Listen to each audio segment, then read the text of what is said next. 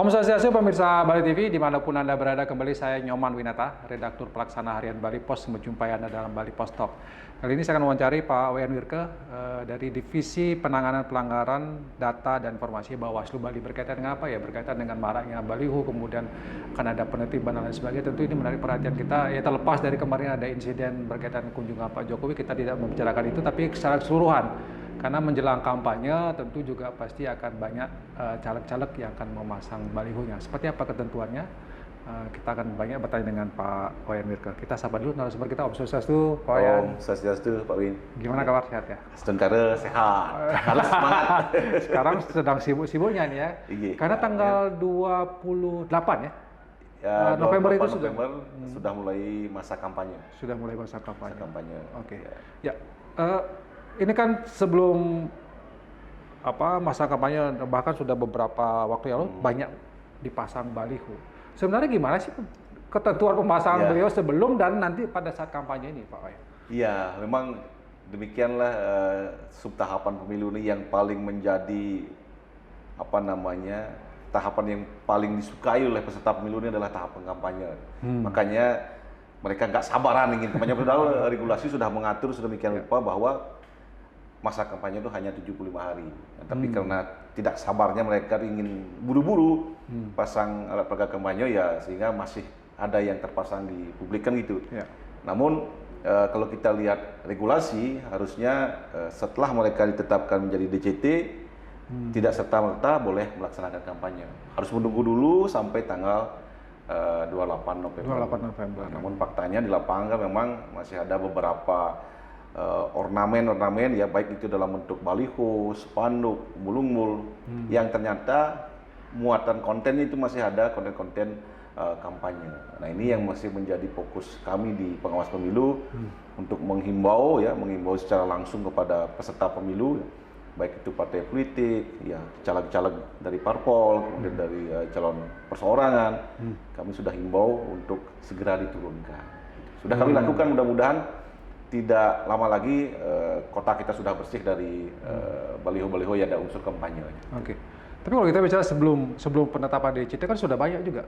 Apakah itu memang tidak bisa diatur oleh Bawaslu kalau misalnya? Ya, tentu sebelum penetapan DCT kan belum menjadi ranah Bawaslu untuk mengawasi objek itu kan. Iya. Bawaslu mengawasi setiap objek yang sudah memenuhi kualifikasi apa yang diatur di Undang-Undang Pemilu kan, termasuk peraturan KPU juga kan. Nah, ketika subjek hukumnya belum ada, calon legislatif kan belum ada sebelum DCT. Nah, jadi apapun peristiwa yang ada di publik, pemasangan baliho ataupun alat peraga sosialisasi yang ada unsur kampanye waktu sebelum tanggal 3 November belum menjadi ranah Bawaslu untuk menertibkan. Tapi setelah ditetapkan DCT, nah barulah mulai Bawaslu yang punya kewenangan untuk menilai apakah benda-benda yang ada tersebut masuk kategori kampanye atau tidak. Oke, nanti sudah ada aturannya, sudah ada regulasinya gitu ya. Per 28 November nanti seperti apa akan diatur?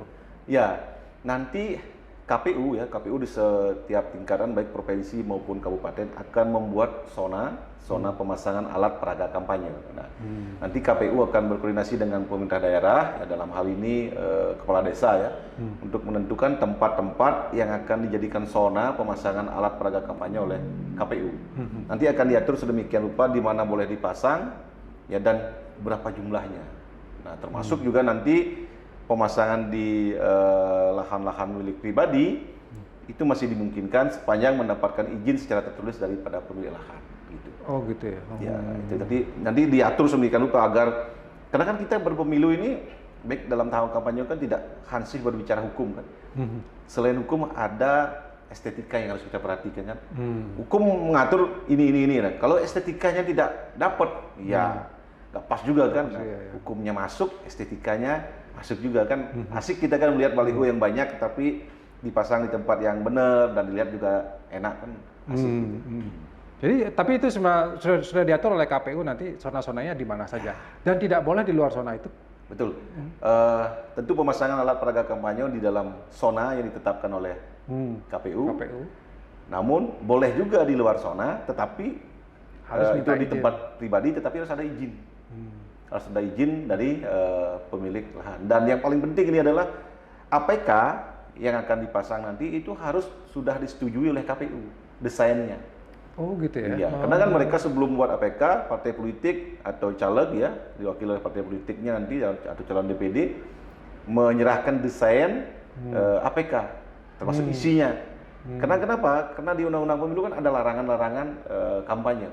Dalam desain APK itu ya, baik baliho ataupun spanduk itu tidak boleh ada narasi-narasi yang berkaitan dengan SARA. Kemudian berkaitan dengan dasar negara itu nggak boleh. Sudah diatur demikian rupa kan di pasal 280 di Undang-Undang Pemilu udah jelas larangan-larangan dalam kampanye. Jangan sampai dasar negara dipersoalkan di dalam APK nggak boleh. Apalagi SARA itu nggak boleh. Nah, bagaimana dengan jumlah dan lain sebagainya apa juga diatur? Seorang caleg misalnya berapa boleh memasang dan lain sebagainya? Ya. Nah, ini kalau di PKPU sekarang ya PKPU 15 2023 memang secara eksplisit tidak disebutkan berapa jumlahnya. Tapi tadi kemarin saya koordinasi dengan KPU Provinsi Bali bahwa nanti akan ada juknis terkait dengan pembuatan APK. Nah, juknis, di dalam juknis lah akan diatur berapa jumlah yang boleh dicetak oleh masing-masing peserta pemilu. Kalau dulu 2019 ya, itu baliho dicetak oleh KPU ya. 5 baliho dan peserta pemilu dapat mencetaknya 200%. Berarti 5 tambah 10 ada 15 ya. Nah, itu diatur di masing-masing kecamatan. Nah, kecamatan ini 5, ini 5. Nah, itu aturannya kemarin di 2019. Nah, kalau 2024 nih kita masih menunggu juknis. Tapi pada prinsipnya apapun nanti yang diatur di juknis ya harus diikuti oleh peserta pemilu kan itu.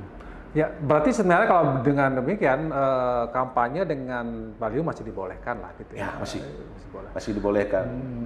Nanti tanggal 28 kan masih dibolehkan. Tapi kita berharap juga kan peserta pemilu itu dalam membuat kampanye memperhatikan bahan-bahan yang bisa didaur ulang. Ini juga ya. Penting ini himbauan ya. Himbauan karena di Perbawaslu ya, kami kan punya Perbawaslu 11 2023 tentang pengawasan kampanye kan. Sebisa mungkin alat peraga kampanye itu bahannya itu yang bisa didaur ulang. Apa ya kira-kira yang bisa didaur ulang? Apakah nanti menggunakan bahan-bahan alami gitu kan, dari daun kelapa dan misalnya bisa saja kan. Atau apalah nanti yang. Tapi itu masih himbauan ya, tidak masih himbauan. Karena secara normatif di undang-undang yang namanya baliho secara umum kita ketahui kan mungkin dari dari kain atau dari plastik kan gitu yang secara umum kita ketahui gitu. Tapi kalau bisa nanti dipergunakan bahan-bahan yang bisa didaur ulang, ya itu langkah bagusnya juga kan. Ya.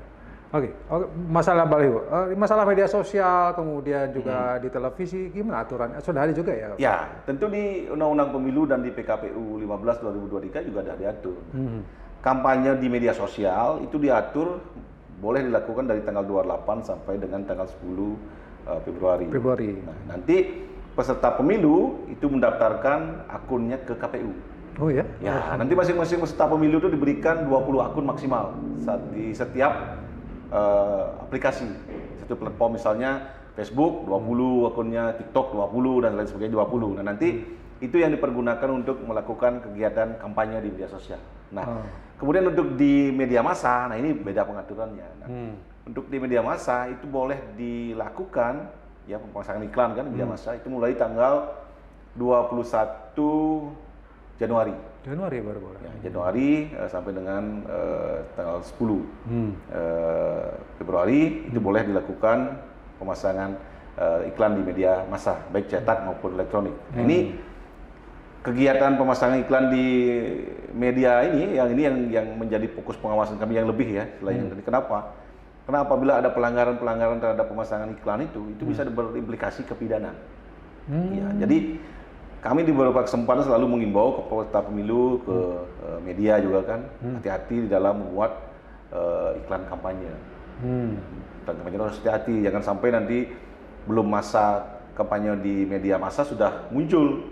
Kalau media kan kadang-kadang kelewatan kan, nggak dicek nih, namanya pasang iklan kan, udahlah dipasang aja. Sementara ada regulasi yang mengatur kampanye di media massa itu dimulai tanggal 21 Januari ya? Baru boleh. Hanya dibatasi? Dibatasi. Sama dengan rapat umum, kampanye rapat umum. Itu dibatasi juga. Waktunya ada? Waktunya ada juga deh. Kampanye rapat umum dengan kampanye di media massa itu barengan. Jadi nanti kampanye dengan rapat umum itu diatur oleh KPU melalui menggunakan jadwal agar tidak ada benturan dari peserta pemilu yang satu ke yang lainnya. Karena kan rapat umum kan mengerahkan massa yang banyak kan. Nanti diatur dengan jadwal. Itu kapan mulainya? Tanggal 21 21 Januari. juga ya? Ya. Itu mulai rapat umumnya nanti partai 1 di mana, partai 2 di mana dan seterusnya akan diatur. Oke, kembali ke yang media massa, berarti sebelum tanggal 21 Januari belum boleh. Belum boleh pasang iklan. Kalau sudah ada yang memasang misalnya akan kena teguran dulu gitu ya? Ya, tentu kita kan selalu mengedepankan cara-cara preventif kan, mengingatkan untuk di take down. Biasanya kan iklan itu kan bukan sehari kan, hanya kan. Kalau misalnya ada yang kita ingatkan di take down dulu lah. Kalau ngeyel ya kita nanti proses administrasi, selain bisa pidana kan. Nah kalau administrasi tentu nanti bisa saja dia nggak diikutkan dalam tahapan kampanye berikutnya. Di take down semua dan dia tidak boleh kampanye lagi kan, bisa saja seperti itu.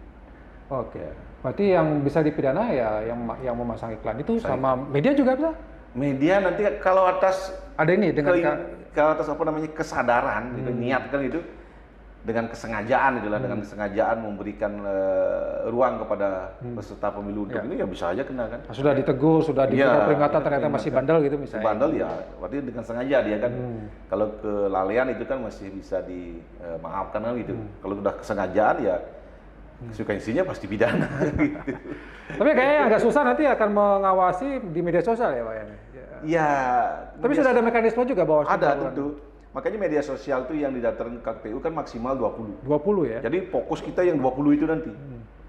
Bukan berarti yang lainnya kita nggak awasi ya. Nah, yang 20 itu nanti apakah ada narasi-narasi berkaitan dengan isu sara, hoax, black campaign dan lain sebagainya itu betul-betul kita awasi. Nah, kalau di media sosial yang tidak terdaftar di KPU, seandainya ada yang melakukan aktivitas kampanye kan gitu kan, tentu nanti kalau itu berkaitan dengan hoax, ujaran kebencian dan lain sebagainya kan ranahnya aparat penegak hukum.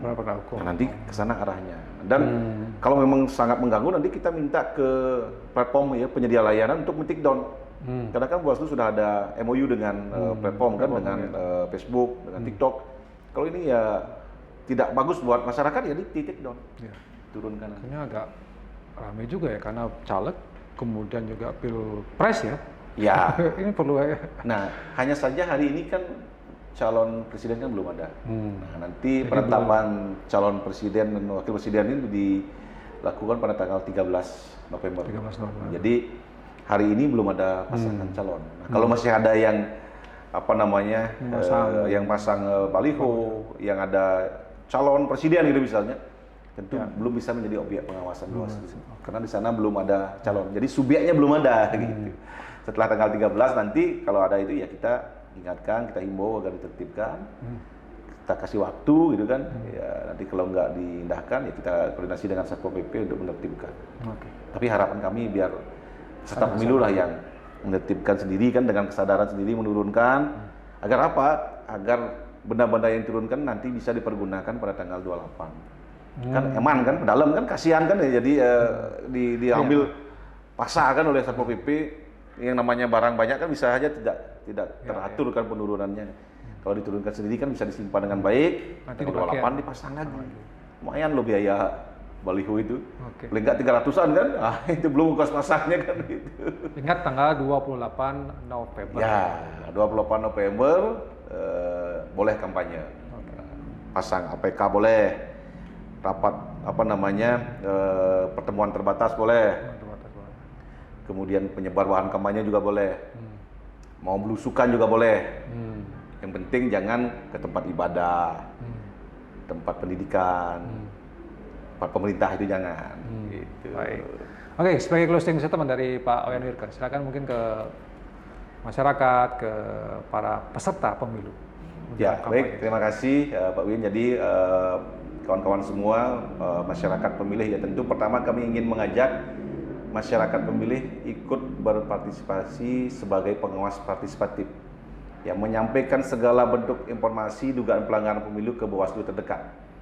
Ya, mari kita bareng-bareng menjaga demokrasi ini agar lebih baik. Ya, kemudian kepada peserta pemilu kami menghimbau ya terhadap alat peraga kampanye yang ada sebelum tanggal 28 ya yang masih terpasang hari ini mohon juga ditertibkan. Jangan sampai nanti keberadaan APK tersebut mengganggu proses-proses demokrasi ini kan.